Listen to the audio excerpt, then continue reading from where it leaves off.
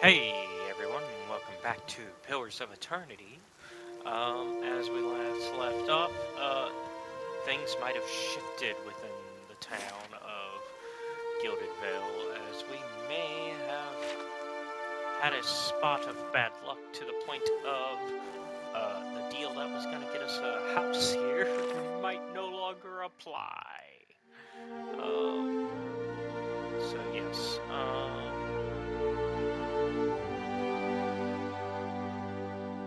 So the magistrate here said, hey, probably should go to the inn nearby, get some rest, until we can, sort out what's going on.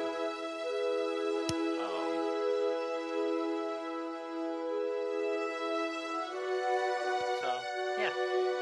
And plus, we have a friend at the Black Hound Inn anyway, so might as well. And we're not worried about any of these yet. Okay. Because that's the DLC. Now, let's go towards the end. Plus, we need to rest anyways, because we are fatigued. And that is actually messing with our abilities to do things.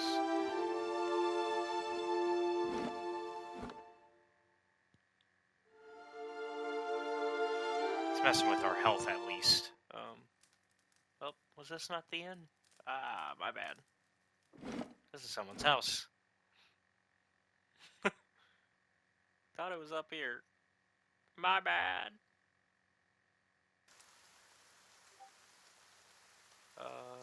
Let's see. Oh, it's lower. It's over there.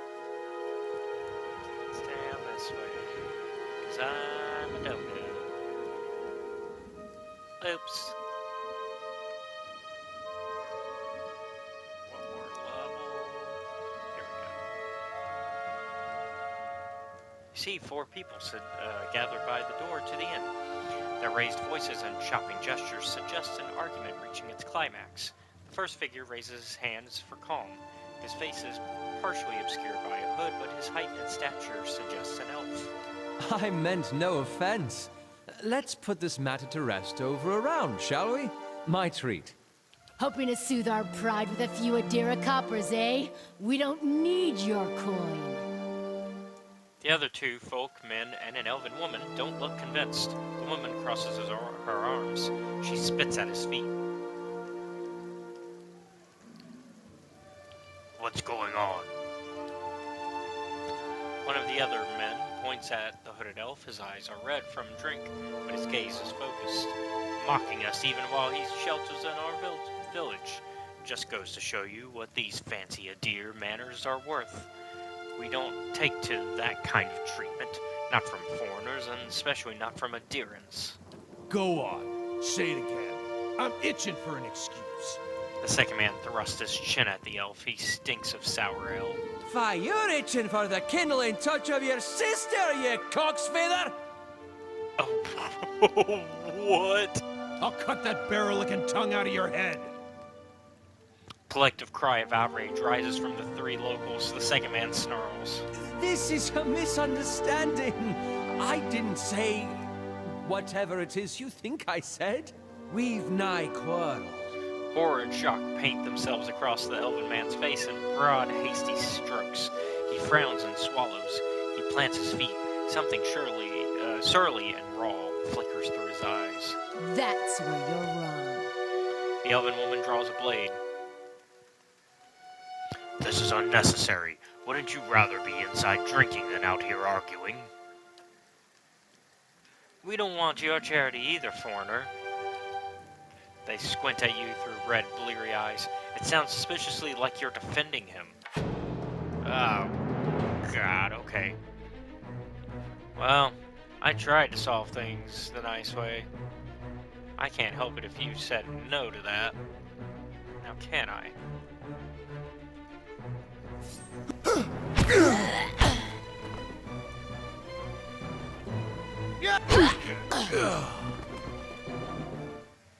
As the last of the attackers falls, the elf turns to you, the tension almost gone from his smooth face. Not quite how I hoped to get to know the neighbors. Thank you for your timely assistance with that awkward situation. I'm glad I could help. Courtesy is a rare pleasure in these parts. Though your accent suggests that you're no more local than I. He gives you a quick smile. He straightens out his hood, and you note the remains of a fraying embroidery on his gloves. His boots are caked with the dirt of many months' travel, but the leatherwork beneath it is sturdy and fine. Well, I suppose introductions are in order after that little fiasco. Aloth Corvusser, at your service.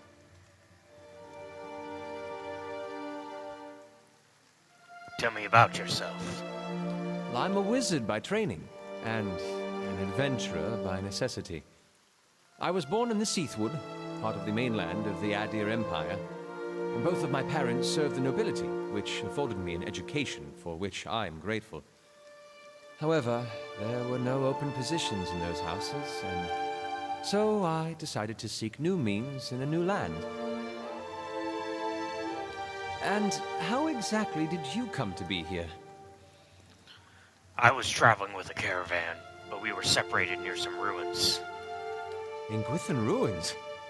Oh, those can be dangerous places during the best of times, which these are not. And half the locals would arrest you for trespassing, and the rest would kill you outright. I'm curious, what exactly did you find there? He leans closer. A bivouac. And you survived? I've heard such a thing was impossible. It seems you either have a knack for timing or the favor of the gods. He regards you with new interest. What are you doing in Gilded Vale? An excellent question. I came looking for fresh air and cheap land. Instead, the magistrate gave me directions to the inn and a story about the local lord's expectant wife. But I take it that's a familiar tale. He folds his arms and frowns, looking toward the center of town. He cocks his head, looking at you. And you?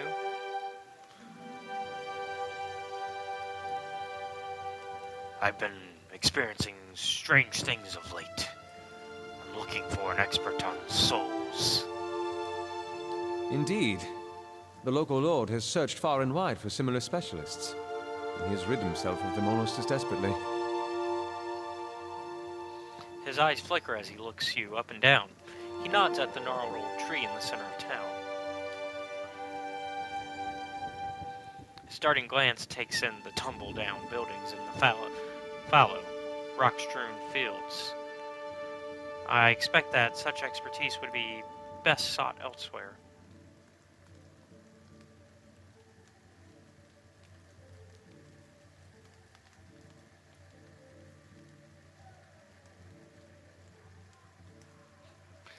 Just how did you manage to cross those 3 drunks? I'm afraid that was a matter of misunderstandings and mistranslations. It doesn't help that people in these parts remember their war with Adir like it was yesterday.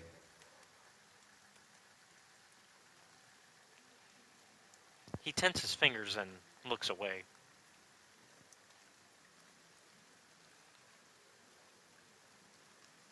You did make a rather lewd suggestion regarding one of the aggressors and his own sister. Ah, that. He clears his throat and adjusts his sleeves. As I tried to tell them, they misheard me. Happens all too easily after a few pints, and the accent doesn't help. I heard the same thing. For just a moment, he looks as if he's about to say something else. His expression brightens with mischief, but before he can speak, he forces a tight smile, biting his lips so hard you expect to see blood. Finally, his face relaxes and he shakes his head. I should speak more clearly next time. My apologies. You don't exactly look like a settler. Begging your pardon, but neither do you. Yet, circumstances can find a person in the strangest of places. A sly grin crosses his lips. I should get going. As should I, given recent events. It's just as well. I've had enough of the watered wine and lumpy beds at the inn. They say even the owner tired of the place. Just up and left one day. It explains quite a lot about the upkeep. Perhaps I could join you. I could use a change of scenery, and I find it's better to travel in numbers. He wrinkles his nose. He gives you a guardly, hopeful look. So do I. Let's go then. Excellent. I shall follow you. Hey, we have our first companion, Aloth. Welcome to the party, Aloth. We carry a lot of things.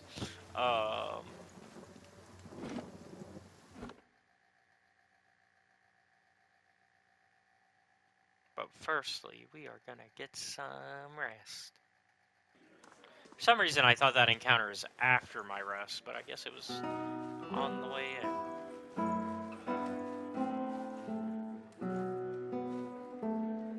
Some kind of brown slop is congealing in these dishes. It smells burnt. Oh, good. My type of place. Let's see. Speak with the innkeeper. Tinfrith was very grateful for my assistance. Okay, so that must be you. Pasta. Welcome. The innkeeper looks up. Oh, it's you. Tinfrith told us what you did for him. It's such a relief to have him back. I can't thank you enough. Hey, Gilded Veil, moderate positive. Consider yourself a favorite of the house. Discounts on drinks, rooms. Tinfrith said he wanted to whip up something nice for you. He's already back to work in the kitchen. She laughs. So what would you like?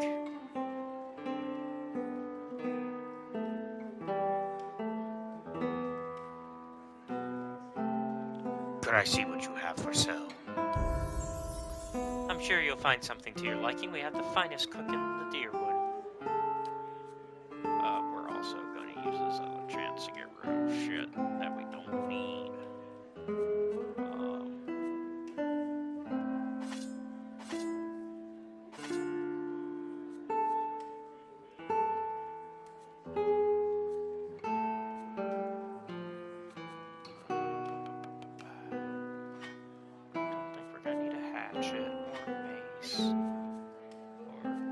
Well, you know what, actually, for now, let's just keep our stuff, because we're going to be equipping people as we pick them up. How are we on camping supplies?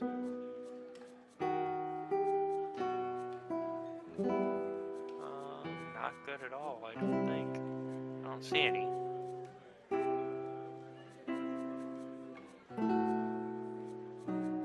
Oh, it's on our right. Never mind. We got 4 out of the 99 we could have. And there's 8 more here. They're expensive, though. So for now... Also, we did level up from that. Yay!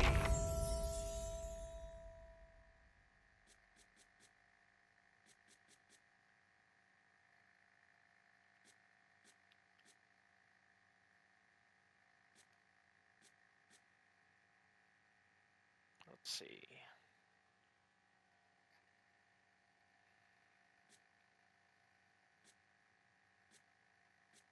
Let's go with Guardian Stance.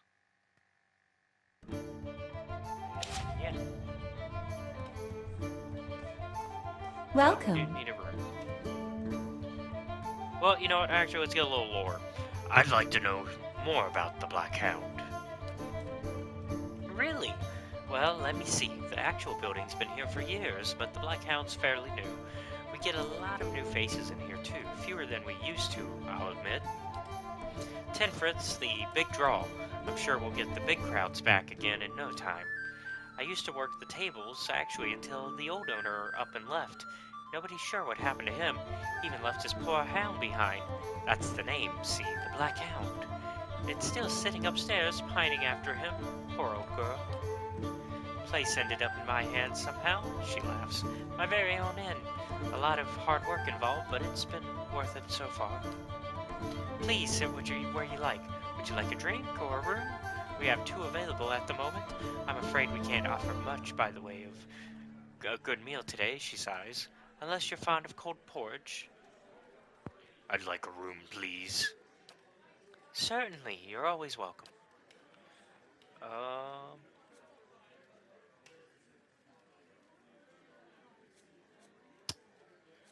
What do we need? What do we need? Let's go for the common room. Save some money today.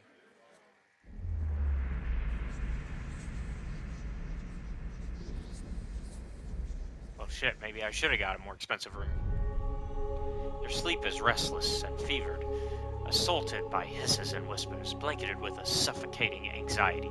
You open your eyes to awaken and find yourself in front of Gilded Vale's gallows tree, the creaking of its ropes growing louder in your mind until the sound is deafening.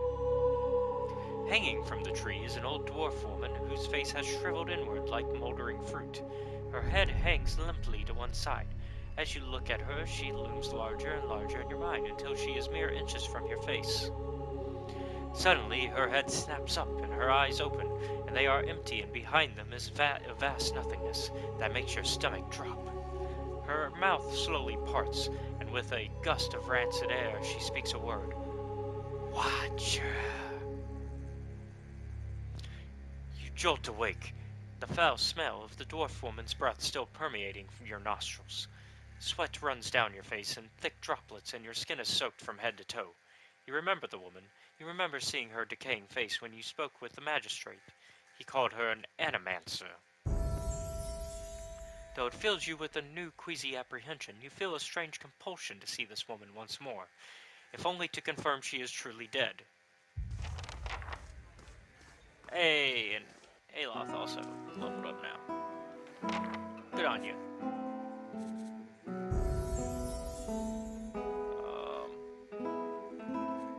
Yeah.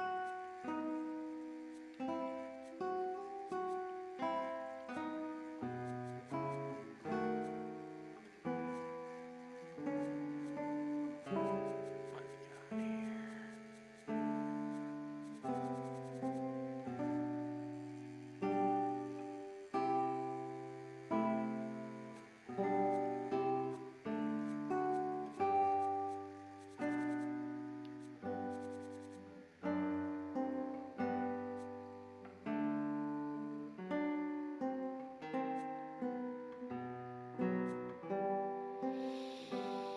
There we go.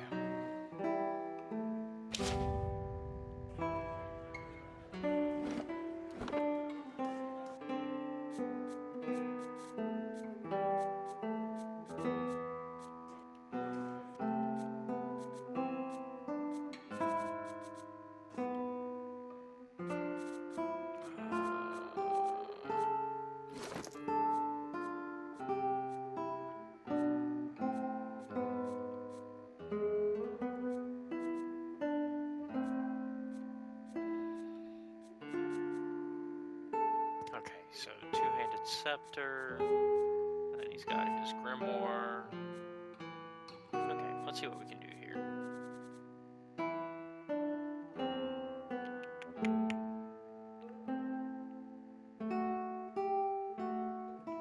Yeah, this is better.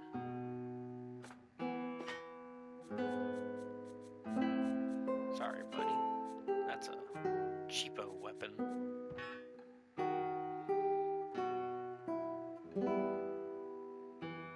It's a little slower, but it does more damage on average. What else we got?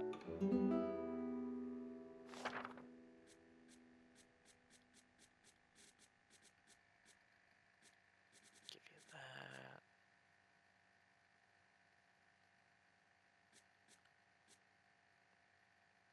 Oh, yeah.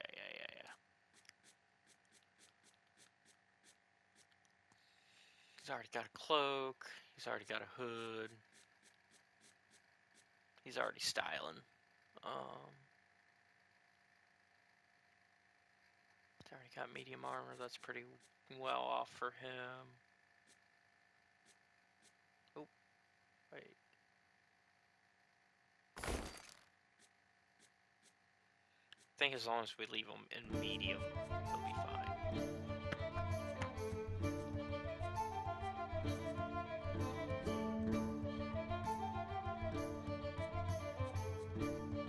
Because that's what we met him with, and he was able to use a spiral set, so. don't think that should change. What about us? How are we looking? Yeah, we got probably the best we're gonna have for a minute. Okay. Well, let's go. I think I know what we need to do, but let's double check what the journal says. Also, why is it still? Okay, now it's done. Yep.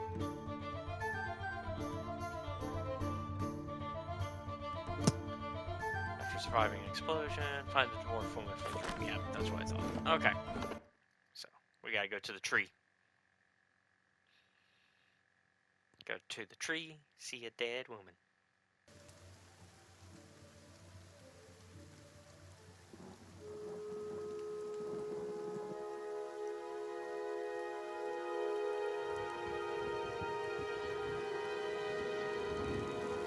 Oh yeah, I remember you.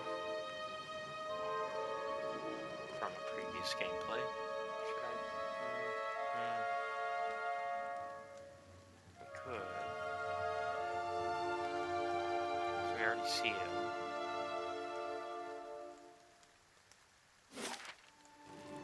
And we might as well fully explore this area if we're gonna be here anyways, right? Were you looking for someone in that tree? I could introduce you. Looking for anyone who can help me feel better.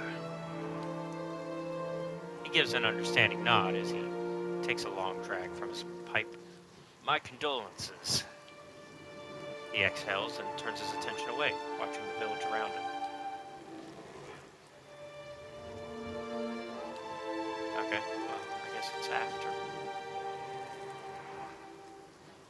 I think that's her right there. Scattered between the roots are bracelets of twine and bead, wilting flowers, and notes half erased by the rains. The squat, distended body of an elderly dwarf woman dangles from a thin, crooked bow that sags. Bow. I don't know why I said it that way. That sags at the tug of her noose. The bloated purple flesh of her neck, worn away in patches like moth-eaten linen, bulges over the rope that suspends her, and her lifeless head lolls forward rigidly from one side to the other when the breeze shifts. You perceive a faint glow around her that casts no light on its surroundings.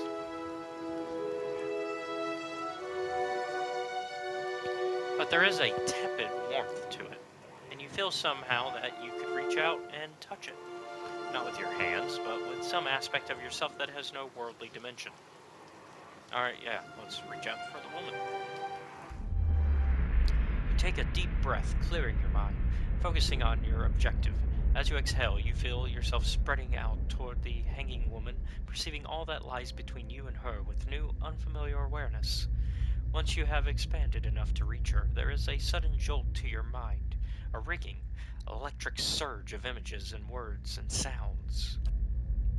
Involuntarily, you shut your eyes and feel yourself being pulled down to some deeper consciousness in a space occupied only by you and the hanging woman. And when you open them again, she is staring at you with eyes clouded in a milky fog, her body still swaying in a wind you no longer feel from a tree that stands planted in a misty void. The woman gives a slow nod of her head, the rope creaking as she does so, and she smiles at you. Have you come here for me, dear, or have you gotten lost? Ah, it is both, I think. Yes? Her eyes squint as she peers down at you. Am I imagining this? No, I think not. A pity that. It would be simpler. A mercy, even. To not have to wander anymore, no? Alas, we are here, you and I, wherever here may be. She considers for a moment, looking down at her own limp body. Her tongue clicks and she shakes her head. How are you able to speak to me? Is that what we're doing? Perhaps it just seems that way. Perhaps it is the easiest way for your mind to make sense of it. I think it is a very good choice. Caldara moves her tongue around in her mouth as if testing it. She gives you a motherly smile. I need to understand something that's happened to me. She nods, a look of pity on her face as though consoling a child. The world looks a little different than it used to, is that it? Feels like you're noticing things for the first time that have always been there? She nods. You have seen past the shroud. It only takes an instant. Your soul remembers, yes? Remembers how it sees when it leaves the body, like being reminded of a dream you had forgotten. You are a watcher now, and a watcher you will stay. She nods again. What's a watcher? What indeed? Long hours have many animancers spent studying such things. Not I, though. Not I. I'll tell you what I know, though, since fair is fair, and here we are visiting, you and I, and it reminds me of better times. Souls pass on, some say through Audra stones, which are the blood veins of the world. They leave the world for a time and are reborn into it, sometimes more than they were before, but usually less and seldom the same. For all souls there is a time where they do not live, yet have not passed on, and those souls roam the world, same as you or I, either leaving or lost. But no one sees them because they have forgotten how. A watcher sees, though, knows what to look for.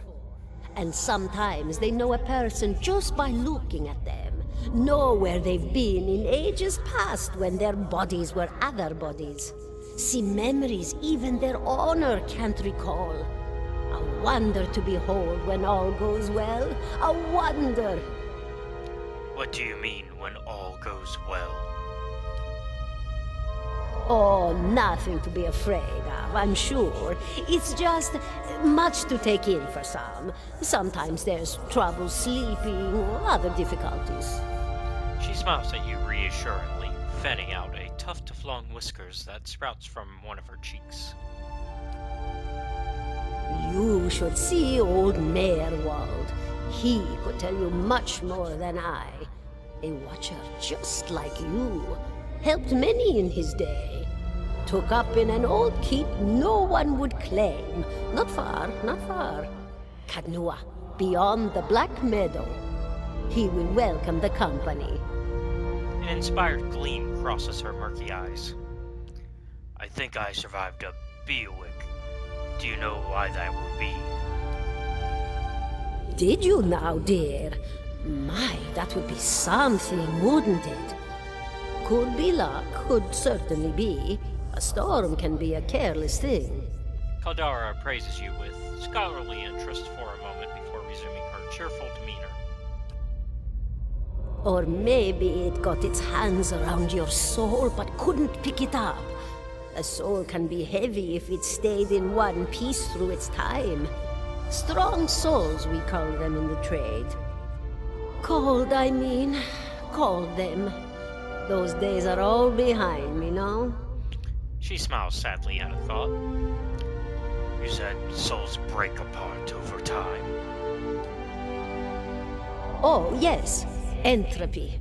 Rimagan's work. We know little of why or how. We lose pieces of ourselves when we die and pick up pieces of others when we are born again, but less than what we lost. We tried to stop it with the animantic sciences, but with little success. No. A very small few resist Rimergan's influence and stay together through some force of defiance, at least for a time. But they all succumb eventually, I think. She clicks her tongue. I want to know something about you. Me? I'll bore you to tears, though. She shakes her head in protest. Who are you? And here I thought you'd come to visit me in particular. Caldara de Baranzi of the Valian Royal Academy of Animantic Sciences. Not the greatest of their number, but I came here all the same because this was where help was needed. She breathes a mild sigh, sending a small beetle skittering from inside her cheek. Her arms turn outward stiffly in what might be a curtsy. What happened to you? She laughs, a rasping, choked cackle escaping between rows of buttery yellow teeth, causing her body to bob up and down with each spasm. Seeing your blank expression, she catches herself. Oh, come now. Such a question. As though the answer were plain as a rope tied for strangling. Allow an old dwarf her last bit of cheer. Well, I came where I was needed, didn't I? Offered my services to Lord Radric for a pittance. A humble pittance. I was to examine the Lord's wife, see why the gods have seen fit to poison her womb. Studied her for months, looked high and low for impurities, tested her valence, the permeability of her essence. Do you know what I found? Tell me. Nothing at all. A healthy woman, head to toe, blessed with a beautiful soul. Such a sweet woman, too. Meek, but warm-hearted. A few months' time, and the lord of the house demanded answers. For a time, I told him what he wanted to hear. Oh, yes, my lord. She is riddled with imbalances. I must have time to cure her. As the birth drew near, he grew impatient, as lords do. And this is where I've ended up. She shakes her head. What's an animancer? A student of the soul. Something so basic, yet so poorly understood. But so many breakthroughs have been made in my lifetime. Had been. To hear the locals tell it, we're a gang of soul manglers that preys upon the weak-minded. And the worst of us are.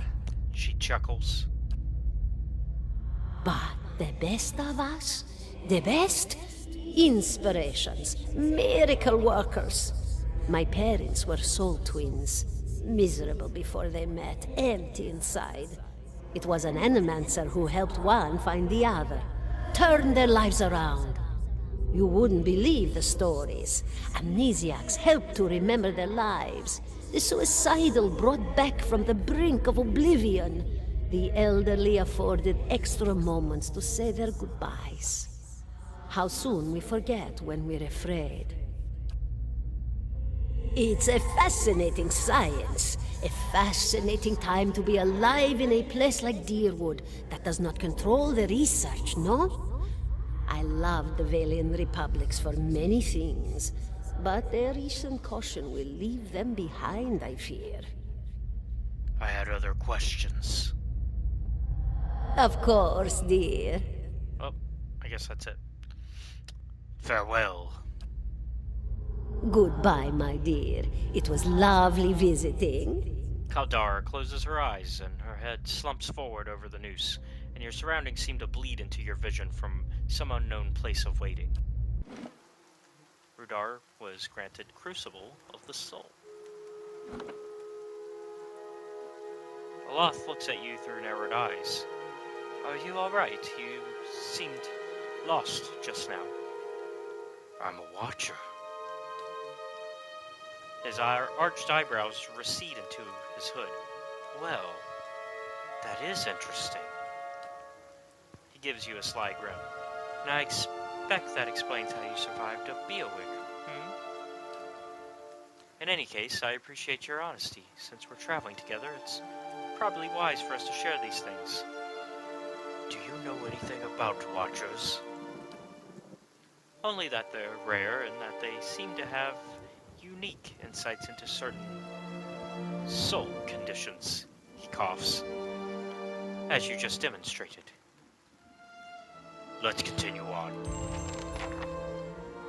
And by continue on, I mean, we're gonna call it here because we are out of time, but we're getting into the real meat of the story now, because this is kind of the whole, like, thing now, is we're a watcher, and so we're gonna really dig into what that means, and how we can help people in the world of Pillars of Eternity with this ability to speak to the dead as well as see past lives, as was implied, right? Because there's kind of a cycle of souls within the universe of Pillars of Eternity. So reincarnation is sort of a thing where when you die, your soul generally is reborn into into the same, like, it's reborn, right? And generally you don't get to know your past lives.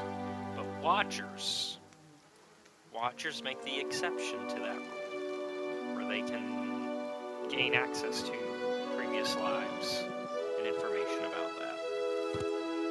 But we will dig more into that next time and what that means for Rudar. So thank you all for watching. Be sure to like and subscribe to the channel, and if you really like our content, check out the Patreon, which is the link down below, where you can watch our content before it's released publicly on YouTube. Also be sure to check out our Discord, also linked down below, to become part of our community, and I will see you all next time. Have a good one. Bye.